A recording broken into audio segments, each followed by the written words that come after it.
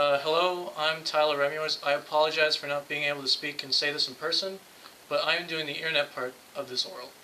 And when it comes to Chilean miners, the internet is a very strange beast. The sheer abundance of blogs and sources means that there are a lot of differing opinions on the events that transpired. Now that doesn't mean there were no traditional news coverage. News sites report the story, mostly the ones affiliated with newspapers or TV channels, so CNN, Fox News, the Wall Street Journal. Most of those all had straight to the point news coverage and news reports. And what the internet does is that they add more opinions, more variations, more takes on what occurs. So, for example, when the Wall Street Journal reported that it was capitalism which saved the miners, the Huffington Post, which is a highly regarded democratically inclined site, fired back that it was capitalism that actually got the Chilean miners stuck in the first place. The Huffington Post is also known for having a 36-hour live blog for when the 33 miners were rescued.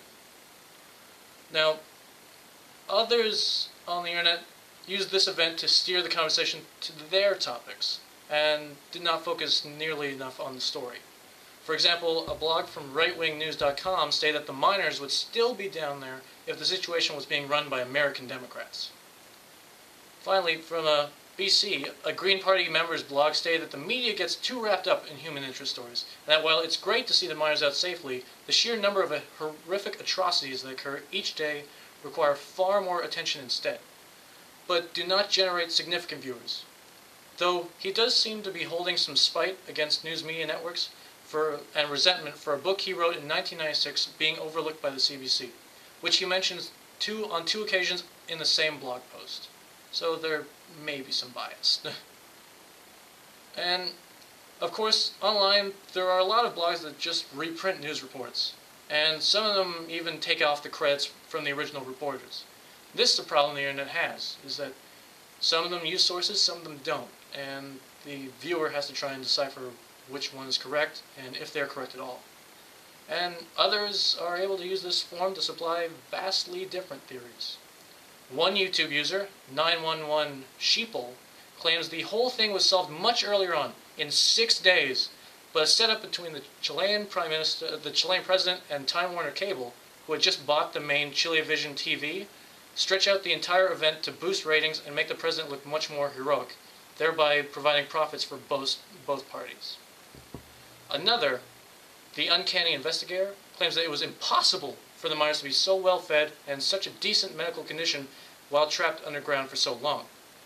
Of course, it appears they forgot to read all the facts and how they were given food and items to survive throughout, and so forth.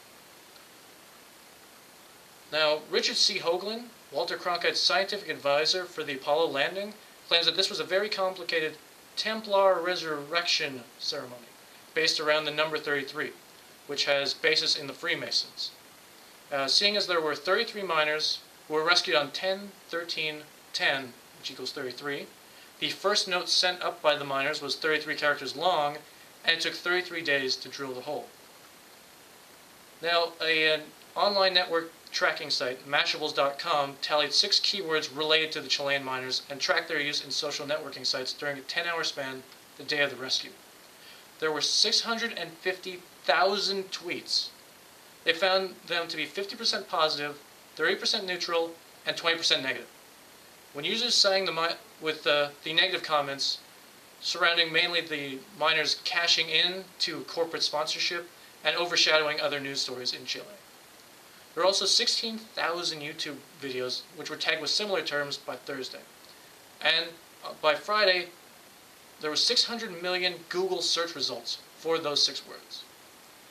I mean, the beauty of the internet is that everyone can have a voice or a say in this matter, or any matter. The problem is for the viewer when it comes to trying to decipher it. That's why it's best to view multiple news sites and blogs, to not have full trust in one source and remain skeptic, especially once they begin discussing numerology and the Freemasons.